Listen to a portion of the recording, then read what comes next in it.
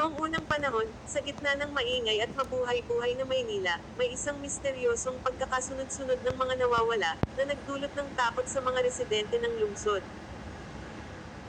Ang mga balita ay puno ng mga kwento ng mga taong biglang nawawala na parang bula, iniwan ang mga alingaw at kwentong may kinalaman sa mga kababalaghan.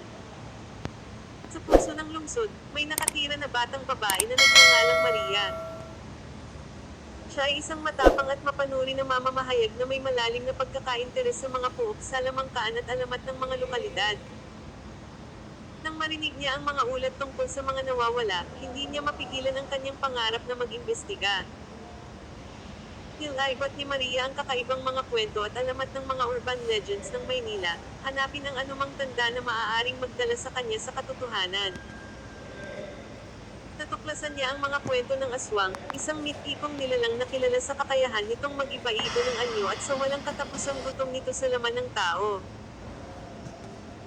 Bagamat marami ang nagtatakwil sa mga kwentong ito bilang kasaysayan lamang, hindi maiiwasan ni Maria na hindi mapansin ang mga misteryosong pangyayaring nauugma sa mga pagkawala. Dahil sa kanyang determinasyon, sumabak si Maria sa mapanganib na paglalakbay na nagdadala sa kanya sa mga lihim na bahagi ng lungsod. Nag-umpisa siyang magpanayam sa mga saksi na nag-angkin na kanilang nakita ang aswang sa kanilang harapan, ngunit ang kanilang mga kwento ay puno ng takot at pangamba. Kailangan ni Maria ng konkretong ebidensya upang mapaniwalaan hindi lamang ang kanyang sarili kundi pati na rin ang mga awtoridad na mapagtatalunan ng kasaysayan. Isang gabi, habang binabantayan ni Maria ang madilim na eskinita kung saan maraming pagkawala ang naganap, nakita niya ang isang anino na nagpadala ng malamig na kuryente sa buong katawan niya. Isang babaeng may mahabang buhok ang lumilitaw mula sa kadiliman, na gumagalaw na may kakatwang kahusayan. Pinagsundan ni Maria ng palihim ang babae, na naniniwala na ito ay maaaring aswang na matagal na niyang inaabangan. Ang pagtunton ay dinala siya sa isang napabayaang gusali sa labas ng lungsod. Maingat na pumasok si Maria sa lumalabong estruktura, alalayan lamang ng naglalakihang liwan.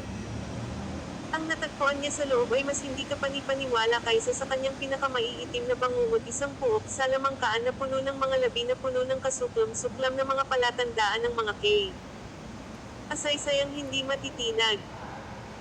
Sa ngiti ng palihim, habang siya ay naghahanap ng ebidensya, biglaang nagpatay silaw ang kanyang flashlight, na nagdulot ng kagipitan. Ngunit bago pa siya mag-aksyon, narinig niya ang isang malamig at kakilakilabot na tugtugin. Ito ay ang aswang, kumakanta ng isang malungkot na tugtugin na nag-ugma sa buong silong ng gusali. Pag ni Maria ay namutawi, ngunit ang kanyang determinasyon ay lalong tumindi. Diliman, tinutukan ni Maria ang kanyang kamera, kinukunan ang nakakatakot na tugtugin. Lumalakas ang awit ng aswang, at malinaw na lumalapit ito.